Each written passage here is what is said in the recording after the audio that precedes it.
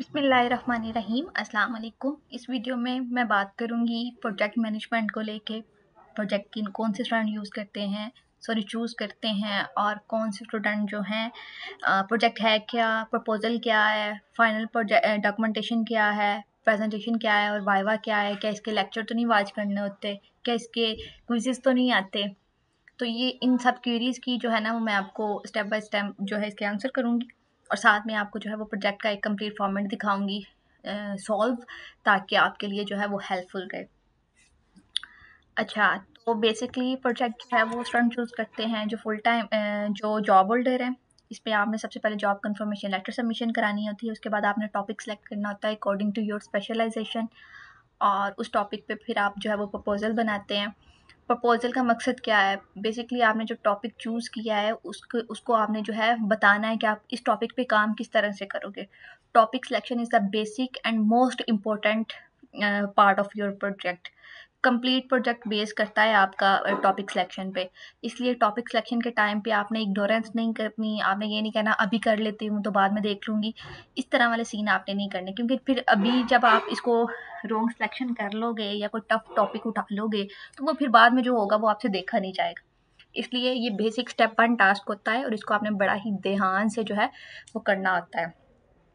उसके बाद आप इस पर प्रपोजल बना के भेजते हो। प्रपोजल बेसिकली हो जाता है आपके पास 20 to 30 पेजेस का, 25, 28, 35 तक मैक्सिमम, डिपेंड करता है टॉपिक पे कि उसमें कितना डाटा जो है वो आप असेंबल करके गैदर करके उसको असेंबल करते हो।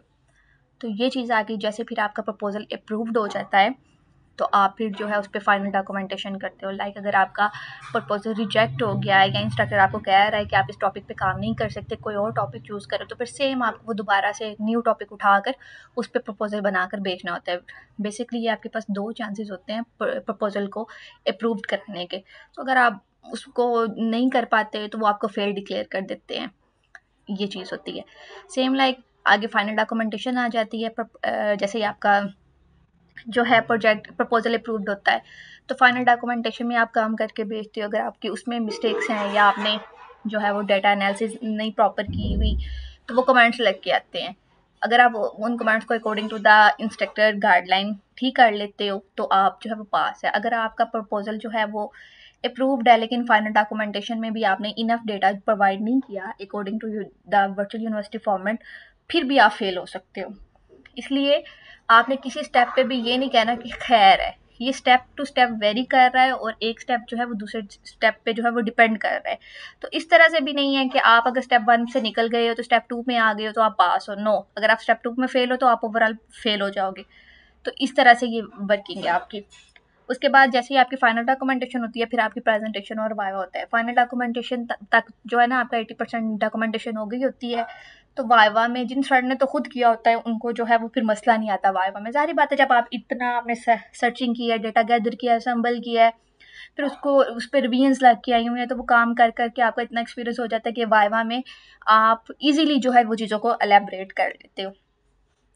उसके बाद सवाल ये आता है कि जो स्टूडेंट पेड सर्विसेज लेते हैं तो उनका क्या बनता है फिर वाइवा में। उनको प्रॉपर जो है वो फिर प्रिपरेशन कराई जाती है एंड ऑफ द सेमेस्टर में कि कौन से टूल्स यूज़ किए गए हैं, किस तरह से चीज़ों को गैदर किया गया है, असम्बल किया गया है, इंस्ट्रक्टर किस तरह से क्वेश्चन कर सकता है, आपने किस तरह से आंसर करना है। समझ आ रही है बात? तो इस तरह से ये जो है वो चीज़ें चलती हैं, और इंशाल्लाह और माशाल्लाह जो है वो स्टूडेंट भी वाइवा क्लियर कर लेते हैं। अब चलते हैं प्रपोजल की तरफ, देखते हैं कि मैं आपको एक टॉपिक दिखाती हूँ और उस पर जो है ना वो सब प्रॉपर प्रपोजल दिखाती हूँ, आपको पता तो चले काम होता कैसे है, काम है क्या। अच्छा जी, ये है हमारे पास प्रपोजल ऑन द टॉपिक है। टॉपिक पे प्रपोजल बना हुआ है, impact of team work on employ productivity, a case study of Nestle. Nestle पे के जो एम्प्लॉय उस पर काम किया था गया था, क्योंकि ये सर्वे किया था हमने, क्वेश्चन बनाने थे, तो उसके लिए ये केस स्टडी जो है वो नेस्ले की है। ये बेसिकली नेस्ले लाहौर, ठीक है। और impact of the team work बताया था कि टीम वर्क का क्या इम्पैक्ट होता है एम्प्लॉय प्रोडक्टिविटी पे। ये हमारा टॉपिक था, इस पे हमने काम किया। अच्छा, टॉपिक सिलेक्शन को लेकर आपने अपनी अकॉर्डिंग टू योर स्पेशलाइजेशन काम करना है। अगर आप फाइनेंस के हो, आपने फाइनेंस को लेके चलना है। अगर आप पैड के हो, आपने जो है उसके मुताबिक चलना है। अगर आप अकाउंटिंग के हो, आपने उसके मुताबिक चलना है। अगर आप मैनेजमेंट के हो, उसके मुताबिक। मार्केटिंग के हो, अगर आप बैंकिंग के हो, फाइनेंस के, मतलब कि आपने अकॉर्डिंग टू योर स्पेशलाइजेशन काम करना है। ये नहीं कि आप कोई भी रैंडम टॉपिक उठा लो और उस पर काम स्टार्ट कर दो। अब चलते हैं, इसको देखते हैं प्रपोजल बनता कैसे है। सेम लाइक ये देखें, रिपोर्ट सबमिट टू ये आ गया, सबमिशन डेट आ गया। अच्छा, इधर से मैंने स्टूडेंट नेम भी लिखा जाता है, स्टूडेंट आईडी भी लिखी जाती है, सबमिटेड बाय, और जो है वो सेशन भी लिखा जाता है। वो चीज़ें मैंने कट की हैं क्योंकि स्टूडेंट की थी। अब आ गया हमारे पास टेबल ऑफ द कंटेंट। इसमें हमने क्या क्या कवर किया है। सबसे पहले चैप्टर 1 में है introduction of the project. Chapter 1 हमारा क्या है, इंट्रोडक्शन ऑफ प्रोजेक्ट। और इंट्रोडक्शन में हमने क्या बताया है, इंट्रोडक्शन बताया है, बैकग्राउंड बताया है, ऑब्जेक्टिव बताए हैं और सिग्निफिकेंस बताए हैं। ये चीज़ें बताई हैं। फिर चैप्टर 2 है हमारे पास। चैप्टर 2 में हमारे पास आ जाता है रिसर्च मेथोडोलॉजी, यानी कि टाइप ऑफ द रिसर्च क्या है, डेटा कलेक्शन सोर्स क्या है, डेटा कलेक्शन टूल्स क्या है। डेटा कलेक्शन सोर्स में कि आपने इंटरव्यू के जरिए डेटा गैदर किया है या आपने जो है वो सर्वे करवाया है। डेटा कलेक्शन टूल कौन से आपने यूज़ किए हैं। फिर टाइप ऑफ द रिसर्च क्या है, क्वालिटेटिव है या क्वांटिटेटिव है, वो बताना है आपने। उसके बाद सैम्पल डिज़ाइन आपने भेजने हैं। फिर डेटा प्रोसेसिंग एंड एनालिसिस है और देन रेफरेंस है। बेसिकली 2 चैप्टर जो है ना, अगर आप इसका फॉर्मेट देखेंगे ना डाउनलोड सेक्शन में, तो 2 चैप्टर जो है वो प्रपोजल में आप कवर करते हैं। बाकी 3, 4, 5 जो है वो आप फाइनल प्रोजेक्ट यानी कि डॉक्यूमेंटेशन में कवर करते हो। अब चलते हैं और देखते हैं हमने काम किस तरह से किया हुआ है। ये देखें, ये चैप्टर 1 में इंट्रोडक्शन आ गया। अब आपने लेंथ देख लेनी है कि कितना इंट्रोडक्शन आपने लिखना है।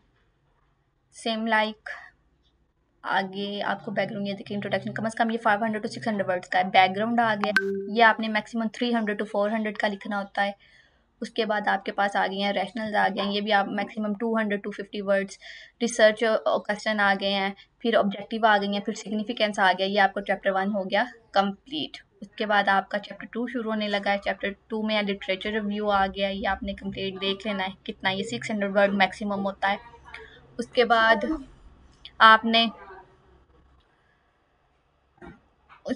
आपने जो है वो कंसेप्चुअल फ्रेमवर्क, ये चीज़ें आप देखते जाइए किस तरह से काम जो है वो हुआ है। फिर चैप्टर 3 हमारे पास मेथोडोलॉजी आ गया, टाइप ऑफ रिसर्च आ गया, टाइप ऑफ स्टडी आ गई है, डेटा कलेक्शन सोर्स आ गया, डेटा कलेक्शन टूल्स आ गए हैं, पार्टिसिपेंट्स आ गए हैं, यूनिट ऑफ एनालिसिस आ गए हैं, sample technique, data collection, data processing and analysis. उसके बाद ये रेफरेंसेस आ गए हैं। ये है complete detail of the proposal. इस तरह से आपने जो है वो अपना प्रपोजल तैयार करना होता है। समझ आ गई? ये देखिए, ये पूरे रेफरेंसेस लिखे हुए हैं। ये हो गया आपका प्रपोजल कंप्लीट। अगर आपको समझ नहीं आती, आपने पेड सर्विसेज लेनी है, देन आप रब्ता कर सकते हैं इधर। बाकी अब चलते हैं हम अपनी फाइनल डॉक्यूमेंटेशन की तरफ। इसी जो है ना, ये जो प्रपोजल दिखाया है जिस टॉपिक पे, उसी की डॉक्यूमेंटेशन भी दिखाती हूँ। अच्छा, ये आ गई अब हमारे पास डॉक्यूमेंटेशन। इम्पैक्ट वो प्रपोजल हमारा अप्रूव्ड हो गया। उसके बाद फिर ये स्टेप 2 आता है आपके पास। इसको आप फाइनल डॉक्यूमेंटेशन भी कह सकते हो, प्रोजेक्ट भी कह सकते हो, या स्टेप 2 भी कह सकते हो, डिपेंड्स ऑन यू आप इसको क्या नाम देते हो।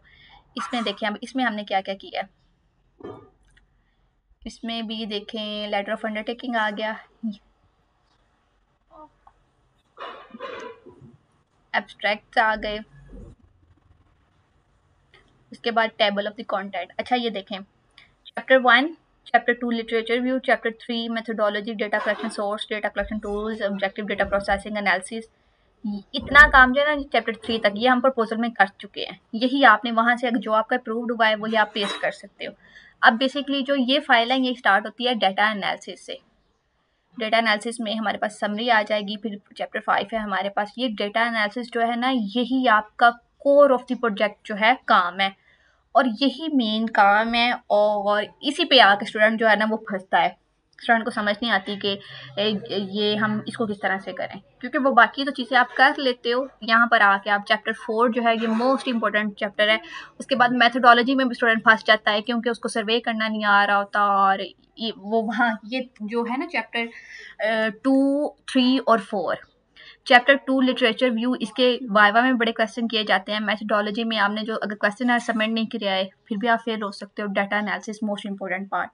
और चैप्टर 5 आपके पास कंक्लूजन, रिकमेंडेशन, लिमिटेशंस में से भी क्वेश्चन पूछ लिए जाते हैं। देन आगे आपके पास रेफरेंसेस, अभी इसको भी देख लेते हैं ये किस तरह से सॉल्व हुआ है। अच्छा, ये जो फाइल है ना, ये तकरीबन 40 पेजेस की फाइल तैयार की हुई है मैंने। मतलब अभी यहाँ पर आपको स्क्रीन में नहीं नज़र आ रहा होगा, लेकिन ये 40 पेजेस का वर्क है। अब ये सेम वही चैप्टर 1 समझ लेंगे, वही जो चीज़ें हमने लिखी हुई थी ये वही आ रही हैं चैप्टर 1। और चैप्टर एनालिसिस से दिखाती हूँ ना, ये तो आपने ऑलरेडी चीज़ें एक्सप्लोर कर ली हुई हैं। हाँ, यहाँ से ये हो गया ना। इधर से आप देखते हैं यूनिट ऑफ एनालिसिस आ गई हमारे पास, सैम्पलिंग टेक्निक्स आ गई, डेटा कलेक्शन आ गया, एनालिसिस एंड डेटा प्रोसेसिंग आ गई। और इसके बाद आप देखते जाइए चैप्टर 4 आ गया, डेटा एनालिसिस, जो मैं कह रही थी कि मोस्ट इंपॉर्टेंट है। ये देखें, data collection tool, number of atoms, इस तरह से किया। उसके बाद ये रिलायबिलिटी स्टैटिक, ये बेसिकली SPSS सॉफ्टवेयर होता है, उस पर आप ये सारी जो है वो कैलकुलेशन करते हो। ये आपका ग्राफ आ गया, ये कंप्लीट आपने जो एनालिसिस है ये की हुई है आपने SPSS सॉफ्टवेयर पे।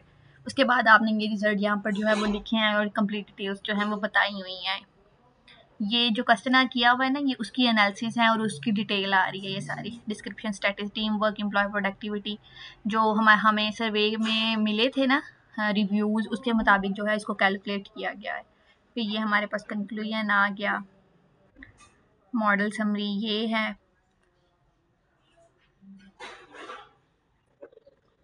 और प्रोजेक्ट समरी ये आ गई हमारे पास। चैप्टर 5 आ गया, कंक्लूजन, रिकमेंडेशन एंड लिमिटेशन आ गया। ये भी आप देख लें, इस तरह से ये जो है ना कंप्लीट ये आपका प्रोजेक्ट है। ठीक है, ये था आपका complete project. Hope so this video will be helpful for you. बाकी अगर आपको पेड सर्विसेज लेनी है, रब्ता कर लें मेरे साथ इस नंबर पे। थैंक यू एंड अल्लाह हाफिज़।